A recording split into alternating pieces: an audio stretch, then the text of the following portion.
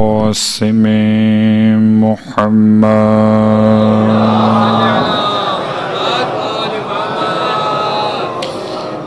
وعلى أهل بيته الطيبين الطاهرين واللعنة الدائمة على أعدائهم أجمعين أما بعد فقد قال الله تبارك وتعالى في كلامه الحميد وفرقانه المجيد قوله الحق وهو أصدق القائلين بسم الله الرحمن الرحيم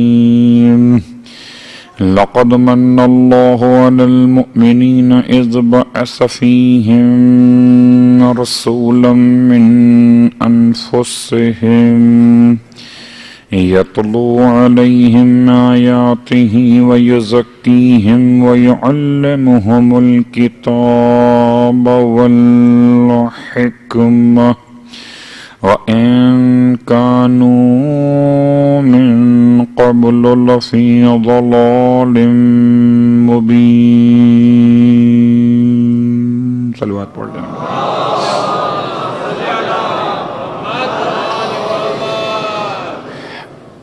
تمام تعریفیں اس رب دو جہاں کے لیے جس نے آسمان سے بارش کے قطرات کو نازل کیا اور تمام ہدیہ درود و سلام نزوات مقدسات کے لیے جن کی محبتوں نے زمین کو اس قابل قرار دیا کہ رحمت خدا قرار پا سکے الحمدللہ الذی جعلنا من المتمسکین بالقرآن العظیم وجعلنا من المتمسکین بولایت علی بن ابی طالب علیہ السلام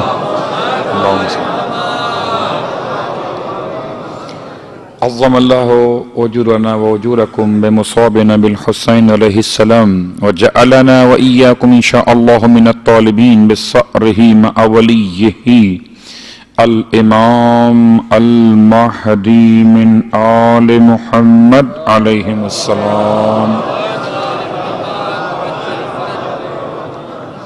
اما بعد روز جمعۃ المبارک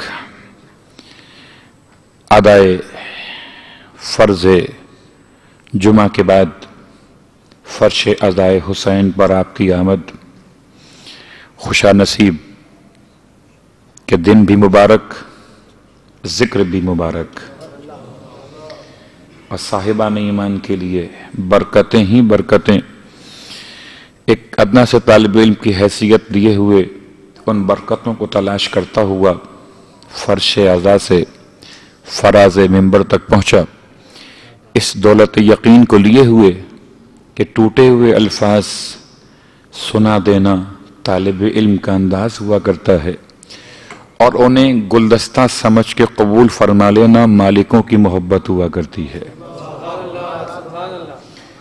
سرنامہ کلام میں وہی آیت جو روز آپ تلاوت سن رہے ہیں عشرہ ثانی محرم الحرام کے حوالے سے اور اس کے ترجمے سے پہلے صرف 2 یا 3 جملے اپنی شرعی ذمہ داری سمجھتے ہوئے کہ بہت سے مقامات پر یہ بات اناؤنس کی جاتی رہی ہے کہ دوران خطبہ جمعۃ المبارک نماز پڑھنے سے احراز کرنا چاہیے میں فقہی اصطلاحات سے بچتے ہوئے بات بیان کر رہا ہوں خطبہ سورہ مبارک جمعہ یا ایھا الذین آمنوا اذا نودی للصلاۃ من یوم الجمعہ فاسعوا الی ذکر اللہ اگر آیت کے ترجمے پہ غور کیجئے ترجمہ یہ بن رہا ہے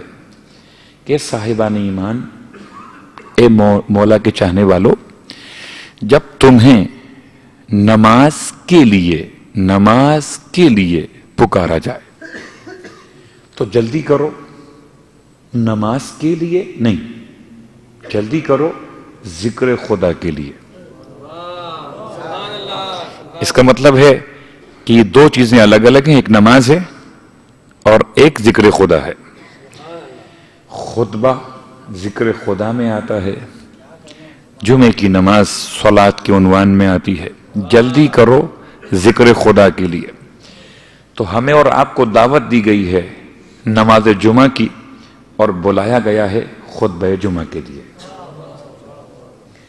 تو اگر کوئی نماز قضا ہو گئی ہے، پڑھنا چاہتے ہیں، آمنا صدقنا، بہت عمدہ بات ہے، لیکن اس کے لیے اپنے اذہان عالیہ سے یہ بات نکال دیجئے کہ ترتیب شرط نہیں ہے۔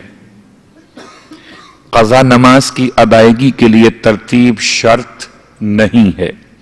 ایسا نہیں ہے کہ اگر کوئی مومن جمعے کی نماز سے پہلے اپنی آج کی خدا نخواستہ قضا ہو جانے والی نماز صبح کو نہ پڑھے تو خدا اس کے جمعے کی نماز کے نمبرز روک لے گا۔ ایسا نہیں ہے، ایسا نہیں ہے۔ جمعے کی نماز جو آپ پڑھیں گے اور پڑھتے ہیں انشاءاللہ وہ اپنے مقام پر ہے۔ اگر صبح کی نماز بالفرض نہ پڑھ سکے ہیں تو پھر آپ نماز جمعہ کے بعد، اور ایک اور آسان انداز ہے کہ جب آپ نماز پڑھ رہے ہوں عصر کی جماعت کے ساتھ تو اس میں اپنی صبح کی نماز کی قضا کی نیت کریں۔ امام جماعت پڑھ رہے ہیں، عصر کی نماز آپ اور میں پڑھ رہے ہیں، فرض کر لیجئے صبح کی قضا کی نیت کیے ہوئے 2 رکعت کے بعد جب ہماری نماز مکمل ہوگی سلام پھیر لیجئے، پھر امام جماعت کنٹینیو کیے ہوئے ہیں کہ ان کی 4 رکعت نماز ہے، رکعت ثالث تیسری رکعت کے اندر رکوع میں جانے سے پہلے ہمیں اب شامل ہونا ہے اپنی نماز عصر کے عنوان سے۔ ایسا بالکل نہیں ہے کہ ظہر کے اور عصر کے بیچ میں نے ڈال دی ہے فجر کی نماز قضا تو ترتیب بگڑ گئی۔ میں جملہ اس لیے پہلے کہہ چکا کہ ترتیب قضا نمازوں میں شرط۔ صلوات پڑھے محمد و آل محمد۔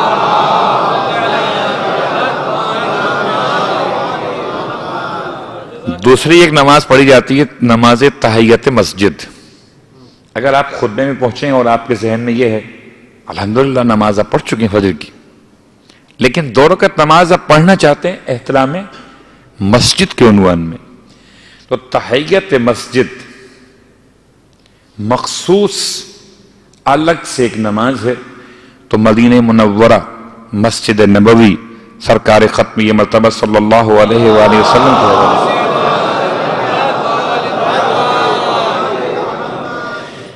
اور مسجد حرام کے لیے اختلاف قول فقہا میں ہے کہ یا طواف، تحیت مسجد حرام طواف یا نماز، خیر وہ موضوع الگ ہے۔ تو وہاں میں نام کیوں لیا؟ اس لیے کہ وہاں آپ کو اگر اور نمازیں پڑھنی بھی ہیں تو ان کے باوجود استحباب رہتا ہے کہ آپ الگ سے 1-2 رکعت نماز تحیت مسجد نبوی انجام دیجئے، چاہے آپ نے اس کے بعد پھر واجب مستحب نمازیں اور پڑھنا ہو۔ باقی تمام مساجد میں آپ کے لیے اجازت ہے، رخصت ہے کہ جب آپ نے کوئی نماز واجب پڑھنا ہو، نماز مستحب پڑھنا ہو تو پھر تحیت مسجد ان ہی نمازوں کی شکل میں تبدیل ہو جاتی ہے، تو الگ سے آپ کو ضرورت نہیں ہے۔ خطبے کا احترام، خطبہ عربی زبان میں ہو رہا ہے، عربی زبان مجھ کو سمجھ میں نہیں آتی ہے تو نہ سمجھ میں جیسے قرآن سنتے ہیں، کبھی سمجھ میں آتا ہے کبھی سمجھ میں نہیں آتا، ثواب تو مسلسل رہتا ہے۔ تو خیر یہ چونکہ میں نے محسوس کیا کہ ہمارے یہاں کے مسائل میں مسئلہ موجود ہے تو چلیے اس کے ساتھ اب وہ آیت کا ترجمہ۔ پروردگار نے احسان کر دیا ہے مومنوں پر، اور اتنا بڑا احسان کیا ہے کہ بارش احسان نہیں ہے، سردی احسان نہیں ہے، گرمی احسان نہیں ہے، زمین احسان نہیں ہے۔ زمین، آسمان، بارش، سردی، گرمی ضرورت ہے، احسان نہیں ہے۔ ضرورت جب اس نے بنایا ہے مجھے جسم دے کر، تو اس پر لازم ہے کہ جسم کی ضرورت کا سامان بھی پیدا کرے۔ البتہ احسان یہ ہے کہ اس نے ہماری محفل خاک میں اس نور کو بھیج دیا ہے کہ جس کو دیکھ کر زبان شاعر تو یہ کہہ کر رک گئی، اے نور کے پتلے تجھے کیا خاک سے نسبت، اے نور کے پتلے تجھے کیا خاک سے نسبت، احسان تیرا ہے کہ زمین پر اتر آیا۔ صلوات پڑھ لے محمد و آل محمد۔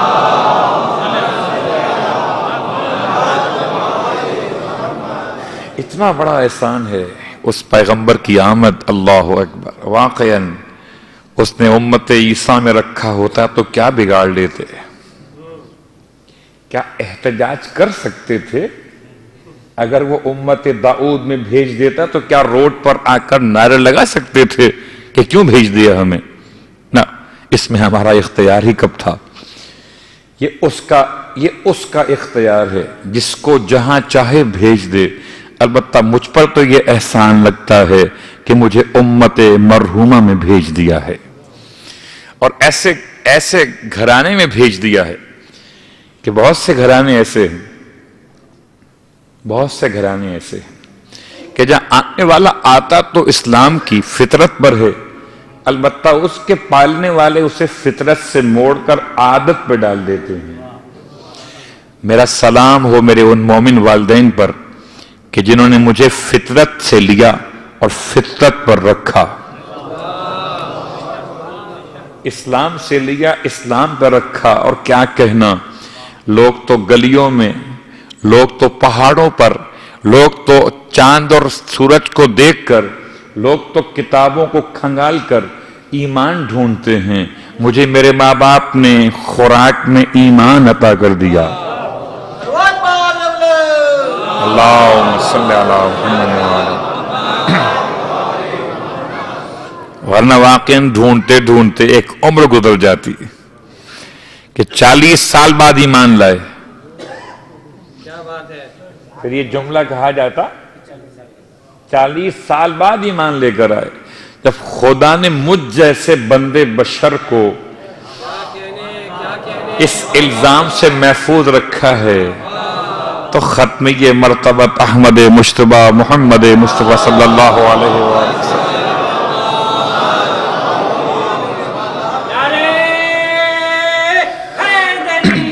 یا علی، ٹھیک ہے، تو بات ہو رہی تھی اللہ کے رسول کے حوالے سے۔ آیت کا ترجمہ روز کر رہا ہوں آج، چونکہ خاص طور پر جمعے کا دن ہے تو اس آیت کو چھوڑ دیتا ہوں۔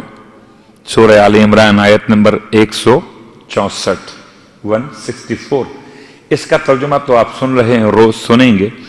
سورہ مبارکہ الجمعہ آیت نمبر 2، اور 2 سے پہلے آیت نمبر 1، اس لیے کہ 2 تو آتا ہی نہیں جب تک کہ 1 نہ آیا ہو۔ تو آیت نمبر 1 اور یہ دونوں آپس میں ملے ہوئے ہیں، اس لیے بیان کیے جا رہے۔ یسبح للہ ما فی السماوات و ما فی الارض الملک القدوس العزیز الحکیم۔ البتہ یہ الگ بات ہے کہ آج مسجد امام حسین علیہ السلام میں تو امام جماعت نے سورہ جمعہ نہیں پڑھی، لیکن ان کے نہ پڑھنے سے جمعے کی نماز پر کوئی اثر نہیں ہوا۔ اور آپ جتنے بیٹھے ہوئے نا، اگر اپنے اپنے شہر میں جاتے اور وہاں پر امام جمعہ اگر غلطی سے سورہ جمعہ نہ پڑھتے تو کیسے کیسے حسین فتوے آپ کو ملتے اپنے علاقوں میں۔ بھول گئے، یاد نہیں ہے؟ آج گھر سے لگتا ہے لڑ کر آئے، نہیں ان کو جانا ہے کہیں اور، جلدی ہے، ایک مجلس پڑھنے جانا ہے۔ صلوات پڑھے محمد و آل محمد۔ ایسے ہوتا ہے؟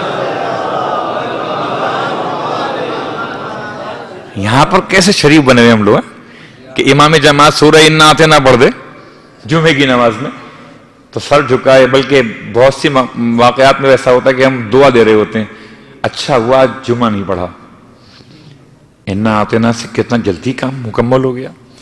تو خیر، جمعہ، سورہ جمعہ بہت اہم۔ اگر انہوں نے نہیں پڑھا ہے تو مجھ پر ذمہ داری ختم نہیں ہوتی ہے.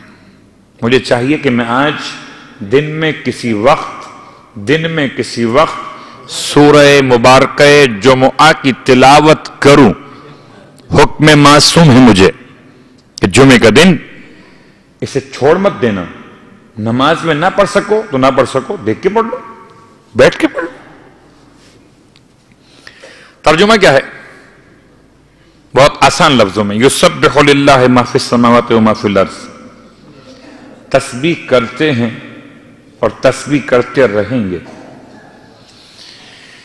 کون اور کس کے لیے؟ 3 سوالات ہو گئے. تسبیح خود کیا ہے، کس کے لیے اور کون کرتا ہے، کس کے لیے کرتا ہے. بہت آسان الفاظ میں تسبیح کا مطلب ہے سبحان اللہ کہنا، اور سبحان اللہ کا مطلب ہے خدا میں کسی بھی عیب اور نقص کا انکار کرنا. سبحان اللہ. جب آپ نے کسی خدا کی عظیم تر صنعت کو دیکھا تو بے ساختہ پکار اٹھے سبحان اللہ. یعنی جب آپ نے مسجد امام حسین کی تعمیر کے بعد یا مسجد رسول اعظم کی تعمیر کے بعد جب وہاں کا وزٹ کیا، تحیت مسجد پڑھی، تو آپ نے دیکھا اچھا ماشاء اللہ بھائی سبحان اللہ، کام بڑا اچھا کیا ہے. یہ آپ نے کیوں کہا؟ کہ پہلے آپ کی نگاہوں نے نقص تلاش کیا، اور جب کوئی نقص نہ ملا تو آپ نے معمار کے لیے کہا سبحان اللہ. تو اٹھا کے دیکھیں ایک مرتبہ نگاہوں کو، آسمان کو دیکھیں، زمین کو دیکھیں، اور سب کو چھوڑیں تو اپنے آپ کو دیکھیں. چلیے اس موقع پر وہ دعا یاد آ رہی ہے جو روز دعاؤں میں شامل کر رہے ہیں اللہ کے رسول کی دعاؤں میں. اس کا صرف ایک جملہ، باقی باتیں رات میں ہوں گی اس کی. جب کبھی آئینہ آپ دیکھتے تھے، پہلی بات تو واضح ہو گئی کہ آئینہ رسول کے دور میں موجود تھا. رسول کے دور میں تو کیا بلکہ اس سے پہلے بھی موجود تھا. خیر وہ تاریخ آئینہ بیان کا مقصود نہیں ہے، آئینہ موجود تھا.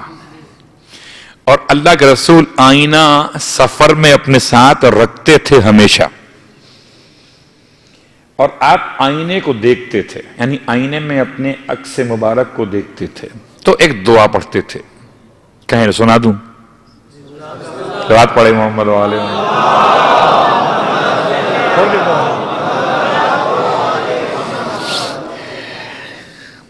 دعا کیا تھی؟ الحمدللہ، الحمدللہ، حمد ہے اللہ کی، الذی اکمل خلقی، حمد ہے اس اللہ کی اس نے میری خلقت کو مکمل کیا ہے، وَأَحْسَنَ صورتی، اور اس نے میری صورت کو حسین بنایا ہے، وَزَانَ مِنِّي مَا شَأْنَ مِنْ غَيْرِي، اور مجھے زینت دی ہے ایسی چیزوں سے جو میرے غیر کو نہیں دی ہیں، وَهَدَانِي لِلْإِسْلَامِ، اور خدا نے مجھے ہدایت عطا فرمائی ہے اسلام کی طرف. اب آخری جملہ جو ہے وہ آپ کو مجھے نہیں پڑھنا ہے، وہ آپ پڑھتے تھے. رسول کے اعمال میں جو سنتیں ہیں وہ 2 قسم کی ہیں. ایک سنت سے مراد وہ جو مجھے اور آپ کو کرنا ہے، اور ایک وہ جو مجھے اور آپ کو نہیں کرنا ہے، یعنی کچھ ہمارے لیے، کچھ پیغمبر کے اپنے لیے. وَمَنَّ عَلَيَّ بِالنُّبُوَّةِ، اور اس نے مجھ پر احسان کیا ہے نبوت عطا فرماتے ہوئے. اب اپنے چہرے کو کبھی دیکھیے آئینے میں، واقعاً تو پھر کیوں نہ کہے انسان کیسا بنایا ہے اسے اللہ نے. ایک دیکھیں 1 مہینے کا، 6 مہینے کا، 8 مہینے کا، 10 مہینے، 2 سال، آپ نے انسان کو بڑھتے ہوئے دیکھا؟ انسان کے جسم میں کیا کیا اعضاء بڑھ رہے تھے؟ جسم بڑھ رہا تھا، ہاتھ بڑھ رہے تھے، انگلیاں بڑھ رہی تھیں، کان بڑھ رہے تھے، ناک بڑھ رہی تھی، آنکھیں بڑھ رہی تھیں، ہونٹ بڑھ رہے تھے، زبان بڑھ رہی تھی. اور جس کو جتنا بڑھنا تھا وہ اتنا ہی بڑھ رہا تھا. کبھی ایسا نہ ہوا کہ آنکھیں مثل ہاتھ کے بڑھ گئی مطلبات پڑے محمد والے محمد. ہوا؟ کتنا خوفناک ہوگا. کبھی صرف کارٹون بنا کے سوچیں کتنا خوفناک ہوگا ایسا انسان کہ جس کا جسم بڑھتا چلا جائے اور کوئی رکاوٹ کہیں پر نہ ہو. تو بات بہت دور نکل گئی. آنکھیں بڑھتی رہیں مگر ایک حد پر آ کر رک گئیں. اب نہیں بڑھتی آنکھیں. ہاتھ بڑھتے رہے ایک حد پہ آ کر رک گئے. تو سبحان ربی الاعلی سبحان ربی العظیم تسبیح کون پڑھتا ہے اور کس کی پڑھتا ہے؟ کہ ما فی السماوات و ما فی الارض. پڑھتے تو وہ سب کچھ ہیں جو زمین و آسمان میں رہتے ہیں. پڑھتے کس کے لیے ہیں؟ للہ. کون؟ الملک القدوس العزیز الحکیم. اس بادشاہ کے لیے جو بادشاہ تو ہے مگر بادشاہ ظلم و جور نہیں ہے. القدوس، اس کی بادشاہت میں قدوسیت شامل ہے. اور ایسا قدوس ہے جو العزیز. یہ مت سمجھنا کہ بس اب وہ نیک، اب وہ بالکل ایسا ہے جس میں کوئی عیب نہیں. بادشاہت ہے مگر ظلم کا گزر نہیں. تو سمجھو کہ شاید پھر اس کا غلبہ کمزور ہوگا. بہت غور کیجئے گا. کہتے ہیں نا بھئی بہت شریف تھے. اب شریف تو خیر پاکستان میں کوئی آتا ہی نہیں ہے، الگ بات ہے. مشرف تھے، شریف تھے، فلاں تھے، فلاں تھے. انہوں شریف اتنے تھے کہ وہ باہر فلاں علاقے میں کچھ ہوتا تھا بیچارے کچھ کر نہیں پاتے تھے. العزیز، خدا کی قدوسیت کے ساتھ پہچانو کہ وہ ایسا بادشاہ ہے، صاحب غلبہ ہے. صاحب غلبہ. اور صاحب غلبہ ہوتے ہوئے وہ الحکیم، جو کرتا ہے حکمت کے ساتھ کرتا ہے. اس کی حکمت، اس کی بادشاہت، اس کی عزت کا سلسلہ آگے بڑھا تو هو الذی بعث فی الامیین. اس نے امیین میں مبعوث کر دیا ایک رسول کو. صفت نمبر 5 ہے اللہ کی. صفت نمبر 1 الملک، نمبر 2 القدوس، نمبر 3 العزیز، نمبر 4 الحکیم، نمبر 5 هو الذی بعث فی الامیین. سرکار ختمی مرتبہ احمد مجتبیٰ محمد مصطفیٰ صلی اللہ علیہ وسلم.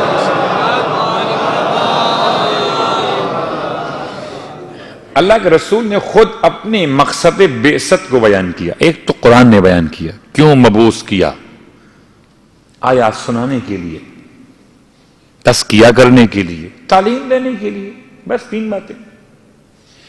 آپ نے خود اپنے مقصد بعثت کو اپنی زبان سے بیان فرمایا. اب بڑا چھوٹا سا فرق ہے زبان رسالت اور وحی خدا میں. اتنا چھوٹا سا فرق ہے کہ فرق بھی اگر پیغمبر نے سمجھایا نہ ہوتا تو ہم تو وحی خدا کو زبان رسالت کہتے، زبان رسالت کو وحی خدا کہتے. سلام ہو امین پیغمبر پر.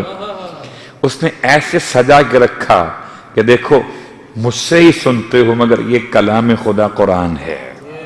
مجھ سے ہی سنتے ہو یہ کلام خدا غیر قرآن ہے. مجھ سے ہی سنتے ہو یہ میرا اپنا کلام محمد مصطفیٰ کے الفاظ ہیں.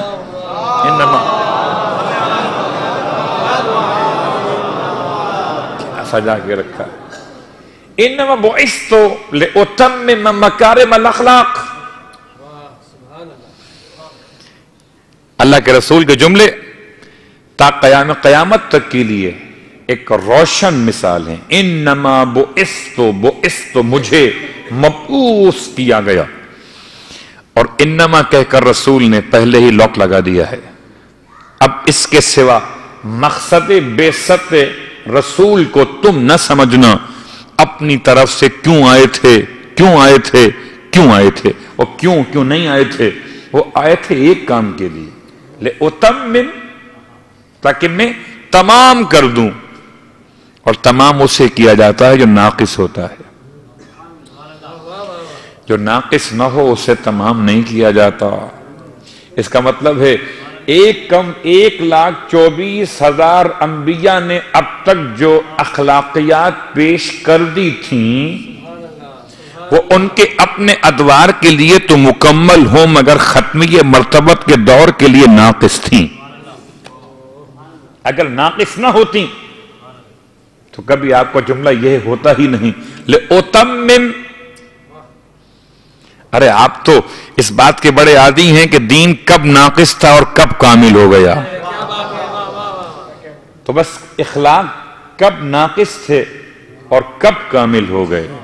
اور کامل کرنے والا کون؟ لِأُتَمِّمَ، تاکہ میں مکمل کر دوں مکارم الاخلاق، اخلاق کی بلندیوں کو.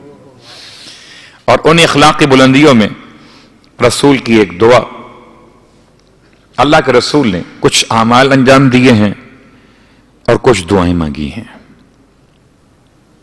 اعمال بہت سارے انجام دیے اور دعائیں بہت ساری مانگی. کچھ کو قرآن نے اپنا حصہ بنایا. ان میں ایک معروف دعا، خاص طور سے میں کوشش کرتا ہوں کہ جمعے کے دن کی مجلس میں وہ ذکر ضرور کیا جائے. کون سا ذکر ہے؟ اللہ کے رسول کی دعا کا صرف ایک جملہ قرآن سے اور چند باتیں اس کے ذیل میں. رب ارحمہما کما ربیانی صغیرا. میں نے آغاز مجلس میں ایک بہت شکرانہ ادا کیا تھا کہ میں گھر سے مومن ہوں. میں گھر سے مومن ہوں، میں باہر سے مومن نہیں ہوا. میں گھر سے مومن ہوں. اور گھر سے مومن کیوں ہوں؟ کہ میرے والدین مومن تھے. تو رب ارحمہما کما ربیانی صغیرا. اب اگر کوئی تلاش کرے اس آیت کے ترجمے کو، سورہ مبارکہ بنی اسرائیل، اس کا ایک نام سورہ اسراء بھی ہے.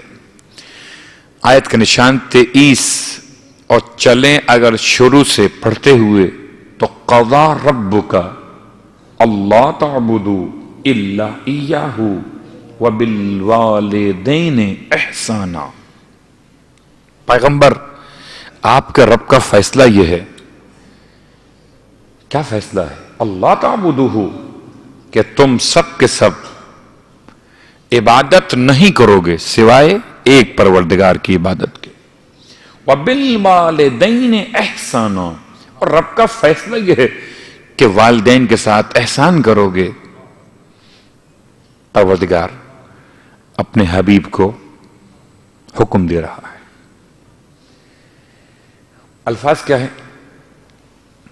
کہ اگر یہ والدین دونوں یا ان میں سے کوئی ایک منزل ضعیفی پر آپ کے پاس رہے تو خبردار اسے اف تک نہ کہنا، نہ کسی بات پر اسے ناراض ہو کر جھڑکنا، بلکہ جب بھی ان سے بات کرنا تو شائستہ اور بہت کرم والے لہجے میں بات کرنا. اور ان تمام باتوں کے بعد جب ان کی خدمت میں جانا تو اپنے دونوں شانوں کو انکساری کے ساتھ جھکائے ہوئے جانا. اس آیت پر رسول نے خود عمل کیا ہی نہیں کیا؟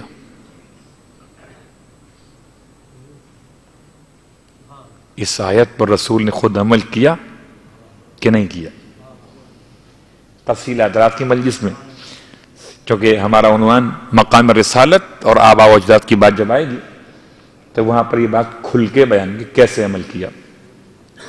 آیت اتنی معروف، اتنی مشہور کہ میں نے صرف ترجمہ کیا اور آپ کی کیفیت اپنے والدین کی یاد میں کتنا زیادہ متاثر ہو گئی. اور پھر رب کی بارگاہ میں یہ دعا کرنا، حبیب رب ارحمہما کما ربیانی صغیرا. اے میرے پالنے والے، اے میرے پروردگار، میرے والدین پر اتنا رحم کر دے. کتنا؟ اتنا رحم. پروردگار کتنا؟ جتنا کہ انہوں نے مجھ پر اس وقت کیا تھا جبکہ میں بہت چھوٹا تھا. واقعاً اگر یہ دعا نہ ہوتی تو کبھی ہمیں سلیقہ ہی نہ آتا. کتنی راتیں ایسی ہوتی تھیں خاص طور سے سرد موسم اور برسات کا موسم، بھیگ جاتے تھے، بچپنا تھا، کھیلتے تھے باہر، نزلہ زکام بخار ہو جاتا تھا، رات بھر جسم پھونکتا تھا، اور رات کو وہ جاگ کر سر پہ پٹیاں رکھتی تھی، وہ سرہانے کھڑا رہتا تھا، باپ دعائے نور پڑھتا تھا، یا نارکونی بردم و سلام علی ابراہیم کی جملے لکھ لکھ کے گلے میں ڈالتا تھا، یاد ہی نہیں ہے کیا ہوا تھا۔ کتنی سرد راتیں ایسی تھیں کہ جب بستر پہ ہوتے تھے اور اس قابل بھی نہ تھے کہ باہر نکل سکتے، قضائے حاجت کے لیے کچھ خیال کر سکتے، تو بستر جب گیلے ہو جاتے تھے تو ماں اپنے اوپر لٹا لیتی تھی، اس کی پرواہ کیے بغیر کہ اس کا بدن رہتا تھا تری میں، البتہ بچے کو رکھتی تھی اپنے سینے کی گرمی میں۔ کہاں سے لاؤ گے ان نعمتوں کا عوض؟ کہیں بازار میں بکتی ہوں نعمتیں تو آپ ریٹ لے سکتے تھے، مگر بکتی ہی نہیں ہیں۔ کوئی کسی کو اپنے وجود سے بڑھ کر پال دے، یہ ممکن نہیں ہے۔ جو انسان کسی کے ساتھ کرتا ہے اپنے وجود کے بعد کرتا ہے، اپنے وجود سے بڑھ کر انسان کسی کے لیے کچھ نہیں کر سکتا۔ بس ایک ہے، وہ شخصیت والدین ہے کہ جنہوں نے اپنے وجود سے بڑھ کر اپنی اولاد کے وجود کو پالا ہے۔ بلکہ ہمیشہ سنتے ہیں ایک تکرار جملے کی، یہ تمام دوستوں کے لیے، جوانوں کے لیے جن کے والدین حیات ہیں، خدا ان کے والدین کا سایہ ان پر مزید طولانی فرمائے، اس لیے کہ ایک دفعہ چلے جائیں والدین تو واپس نہیں آتے ہیں۔ بہت آسان ہے یہ کہنا کہ بیچارے انتقال کر گئے تھے، لیکن ڈھونڈتے رہنا، پھر دنیا کی ہر نعمت تمہیں مل جائے گی، نعمت والدین نہ ملیں گے۔ اور چلیں اس جملے کو مکمل کر لیں۔ تصور کیجئے کہ میرے گھر میں مثلا اگر 6 بہن بھائی اللہ نے دیے، تو 6 بچے، 3 بیٹے اور 3 بیٹیاں، میں اپنی بات کر رہا ہوں۔ پالنے والے کتنے؟ 2۔ پالنے والے کتنے؟ 6۔ یہ پالنے والوں کی محبت کا کمال دیکھیں کہ 6 کو پالا مگر محبت سے پالا، اور جب ان 6 نے اپنے والدین کو پالا تو محبت سے نہیں، رحم سے پالا۔ اور اتنا بڑا فرق ہے رحم اور محبت میں کہ شاید میرے پاس الفاظ بھی نہ ہوں۔ محبت سے پالنا اور ہے، رحم کھا کے پالنا اور ہے۔ جب محبت سے پالتے ہیں تو دل کے ٹکڑے بنا کے پالتے ہیں، اور جب رحم کھا کے پالتے ہیں تو بیچارے کہہ کے پالتے ہیں۔ اولاد کیسے پالتی ہے والدین کو؟ بیچارے بوڑھے ہو گئے ہیں، 2-4 دن کے تو مہمان ہیں، چلو خدمت ہی کر لیں۔ ایسی خدمت کو خدا کیسے قبول کرے گا؟ جو رحم کھا کر، گویا کہ یہ مسکین ہیں، گویا کہ یہ مانگنے والے ہیں، گویا کہ یہ فقیر ہیں، ان کے ہاتھ پھیلے ہوئے ہیں، اور ہم ان پر احسان کر رہے ہیں انہیں کچھ دے کر۔ اگر تم نے یہ خیال کیا تو یاد رکھو کہ پھر تم نے والدین کو گھر میں پلے ہوئے حیوان کے برابر کر دیا۔ شوق ہے نا پالنے کا، برڈز پالتے ہیں نا، بہت سے برڈز لوگ پالتے ہیں گھر میں، اور جہاں بڑے مکانات ہیں وہاں کچھ اور حیوانات بھی پالے جاتے ہیں۔ جتنا مہنگا پرندہ آپ نے خریدا ہے، جتنا مہنگا لیا ہے، اتنا ہی آپ نے اس کے بارے میں معلومات لی ہیں کہ پلتا کیسے ہے، نقصان اس کو کیسے ہوتا ہے، بچانا کیسے ہوتا ہے، سردی گرمی اس کے لیے کون سا موسم خطرناک ہوتا ہے؟ اس لیے کہ اس پر آپ نے پیسے خرچ کیے ہیں، تو آپ اس کو محفوظ رکھتے ہیں، کھلاتے ہیں، پلاتے ہیں، مگر بیمار پڑ جائے تو اس کو دوا دیتے ہیں، سردی لگ جائے تو اسے گرم کمرے میں جا کر رکھتے ہیں. ایسے ہی تو اتنے سے رائٹس تو اس پرندے کے بھی ہیں جس کو آپ خرید کر لائے، اور جو آپ کو خدا کے یہاں سے لے کر آیا ہے، کیا اس کے رائٹس بھی اتنے سے ہی ہیں؟ سردی ہو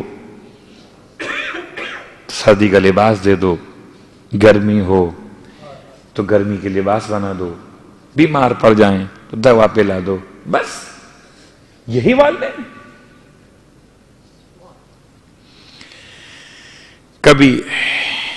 کبھی اپنے بچوں کو دیکھ کر اپنے آپ کو یاد کیا کیجئے.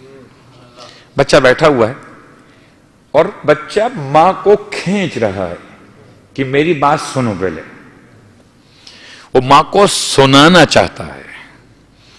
اگر ماں اس کو اگنور کر دے تو اس کی شخصیت بکھر جاتی ہے.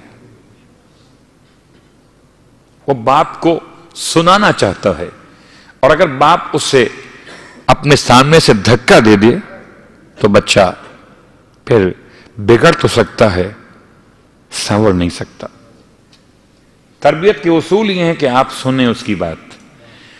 وہ اپنی معصوم زبان میں تتلا کے سناتا ہے اور چاہتا ہے کہ ماں باپ اس کی بات کو غور سے سنیں، اور اگر اس میں بہادری والی بات ہو تو اس کو حوصلہ افزائی کے جملات ادا کرے. بریو، کیا کہنا بیٹا، آپ نے بڑا اچھا کام کیا. یہ جو جملے ہیں جو سنا رہا تھا وہ اور آپ سن رہے تھے، نہ یہ کھانے میں شامل ہیں، نہ یہ پینے میں شامل ہیں، نہ یہ سردی کے لباس میں شامل ہیں، نہ گرمی کے لباس میں شامل ہیں، نہ یہ دوا میں شامل ہیں. یہ سکون قلب کا سامان ہے اولاد کے لیے کہ ماں باپ اس کی بات سنیں. اور کبھی ماں باپ کو بھی سکون قلب چاہیے ہوتا ہے کہ اولاد اس کے پاس بیٹھ کر اس کی بات. صلوات پڑھے محمد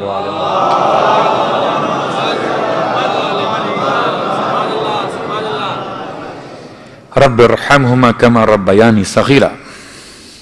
روایت کے اعتبار سے امام جعفر صادق علیہ السلام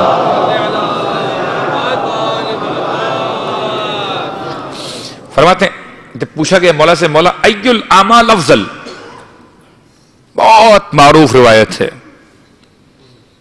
جب کبھی آپ نے اس امام کے ذکر کو سنا ہوگا تو شاید آپ نے اکثر علماء سے روایت سنی ہو، یا جب کبھی عظمت والدین پر احادیث کو پڑھا ہوگا، روایت پڑھی ہوگی. ای الاعمال افضل، مولا سب سے زیادہ افضل عمل کون سا ہے؟ جواب اس امام کا جس امام کے نام سے ہم سب کے سب ایسے منسوب ہیں کہ خود جعفری کہیں نہ کہیں، مگر زمانہ ہماری حرکتیں دیکھ کر جعفری کہتا ہے. اچھا ہاتھ کھول کے پڑھ رہے ہو، اچھا سجدہ کا رکھی ہوئی ہے، پکے جعفری ہو. ارے ہمیں تو لوگ مکہ المکرمہ کے قربان گاہ میں جب ہم نے کہا ہمیں حیوان چاہیے مگر رجل، تو چھوٹتے کے ساتھ کہا اس نے انتا جعفری. صلوات پڑھے محمد و آل محمد.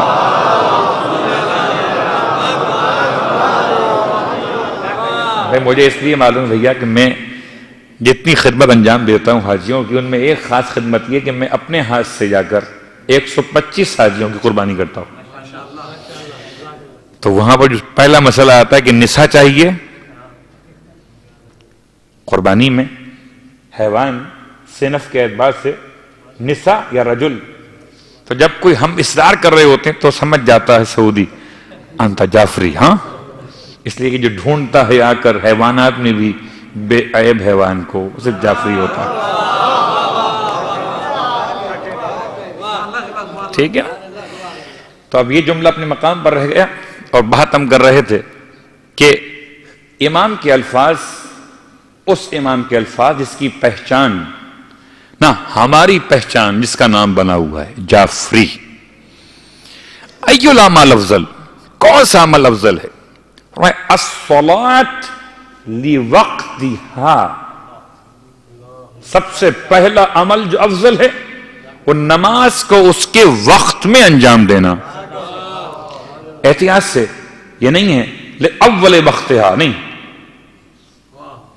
الصلاۃ لوقتہا، نماز کو اس کے وقت کے اندر پڑھنا. اگر اول وقت کا قید یہاں پر ہوتی تو بہت مشکل ہو جاتی. لوقتہا اس کا مطلب کیا ہے کہ جتنا وقت خدا نے رکھا نماز کے ادا کے لیے اس کو اسی کے اندر پڑھ لو. یہ جعفری کی پہچان ہے.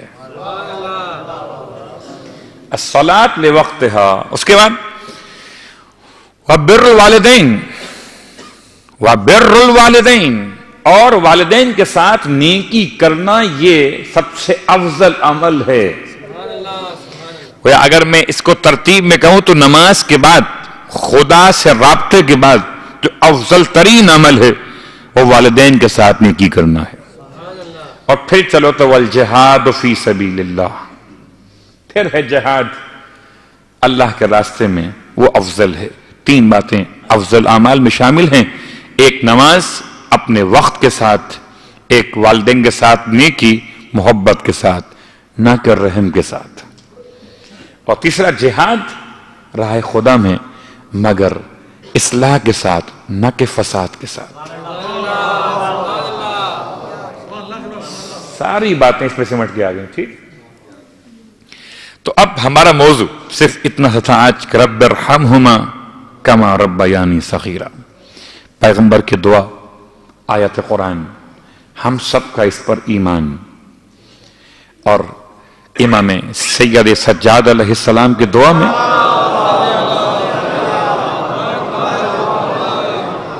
ایک لائن آگے بڑھ گئی. یہ لائن آگے بڑھ گئی کہوں شاید غلط ہو جائے گا، یوں کہوں کہ تفسیر قرآن قرآن کے ساتھ مل گئی. اجزہما بالاحسان احسانا وبالسیئات غفرانا.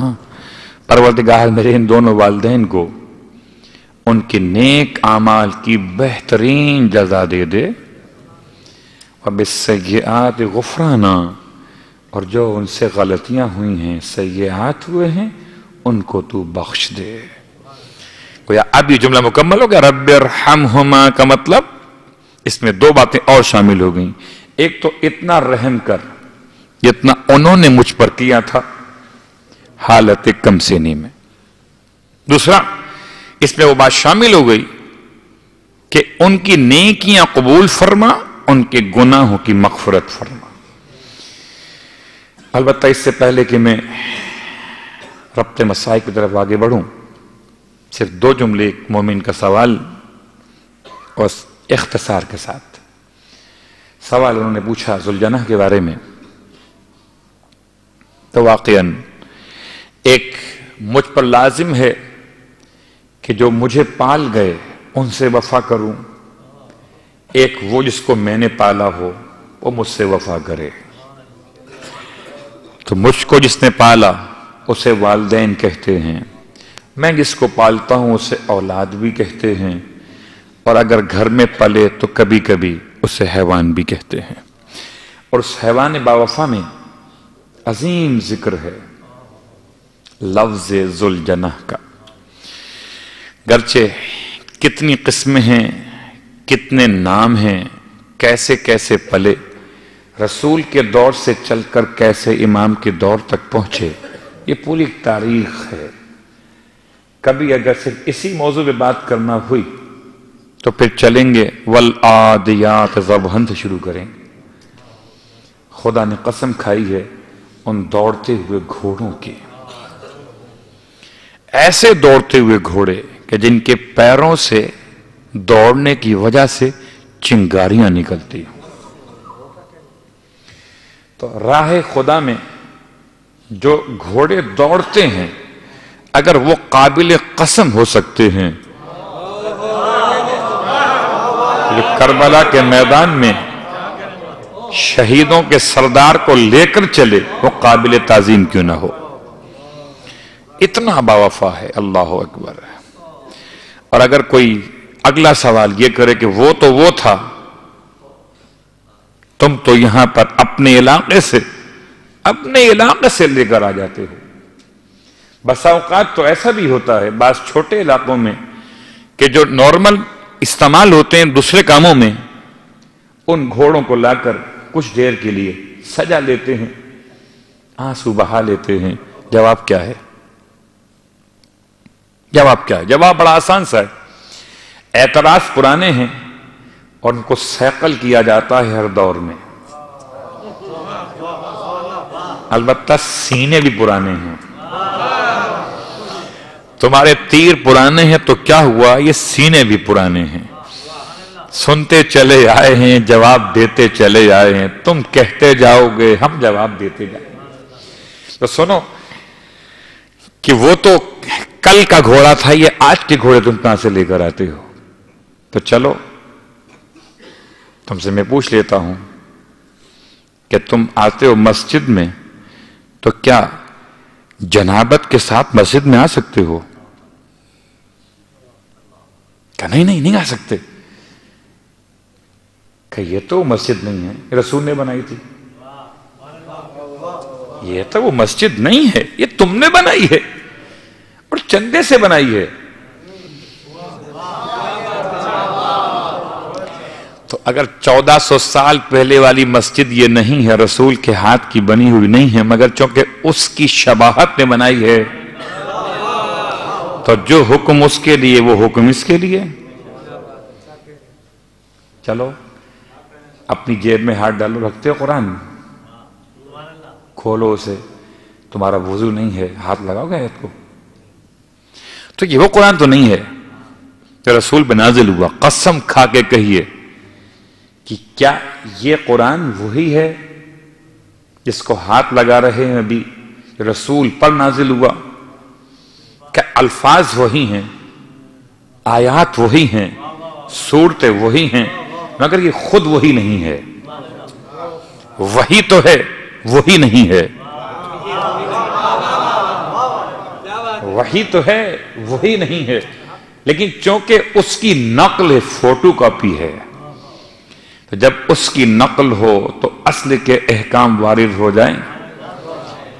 تو بس جیسے جیسے تمہیں عشق قرآن ہے، عشق مسجد ہے، ایسے اگر آؤ تو انسان بنو تو حسین کی سواری سے محبت ہو جائے۔ یہ اس کی شبیہ ہے،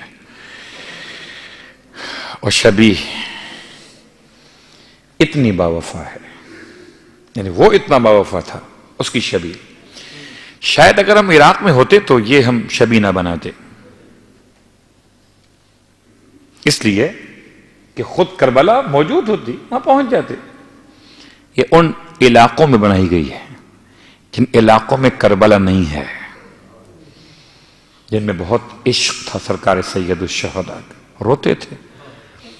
تو ایک تعزیہ بنا روضہ حسین کی یاد میں، اور چونکہ خیمے تک امام کی شہادت کی خبر پہنچانے والا کوئی بھی نہ تھا، یا فضاؤں میں آواز گونج رہی تھی، لَقَدْ قُتِلَ الْحُسَيْنُ بِكَرْبَلَا، یا آندھیاں اٹھ رہی تھیں اور خون کی برسات محسوس ہوتی تھی، یا وہ بے زبان حیوان تھا جو روتا ہوا در خیمہ پر آیا ہے۔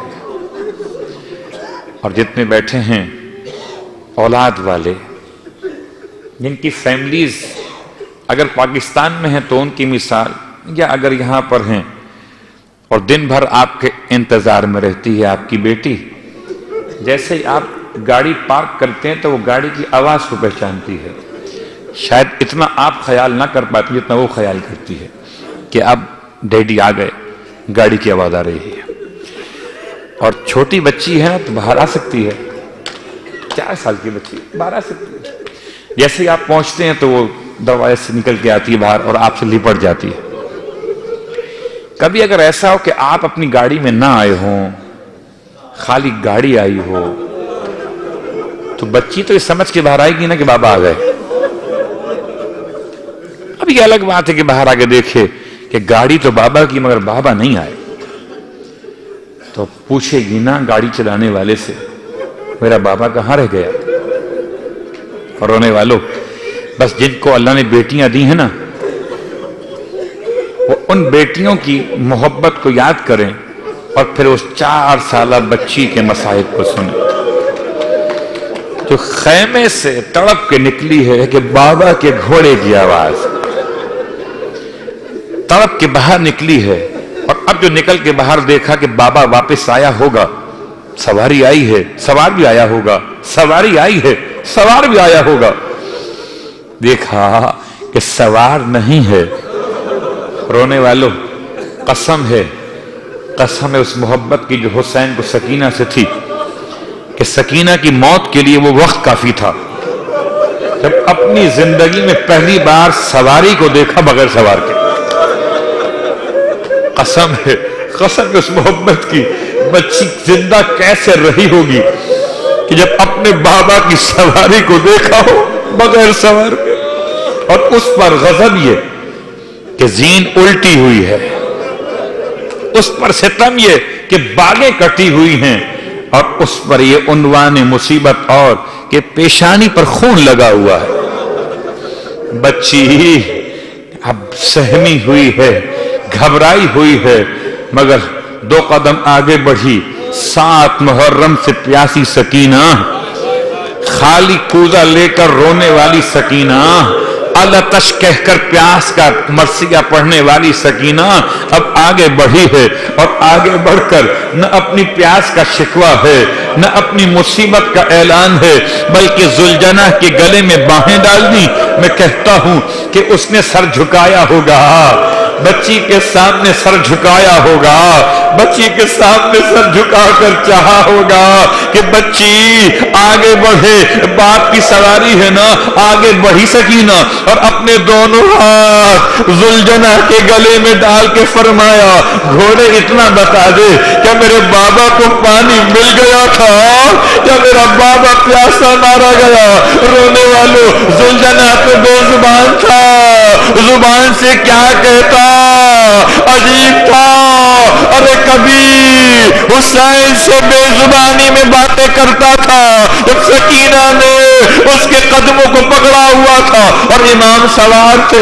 امام فرماتے تھے ذوالجناح مجھے میرے مقتل میں پہنچا دے، بڑا پیاسا ہے مگر آخری زحمت ہے، مجھے میرے مقتل میں پہنچا دے، پھر تیری ذمہ داری ختم ہو جائے گی. رونے والوں، امام نے ذمہ داری ختم کر دی جب ذوالجناح نے مقتل میں پہنچا دیا. اب ذوالجناح ذمہ داری سمجھ کے نہیں آیا، ماتم داری سمجھ کے آیا ہے. سکینہ کے سامنے کھڑا ہوا ہے، آنسو بہاتا ہے، بی بی تیرے بابا کو پیاسا.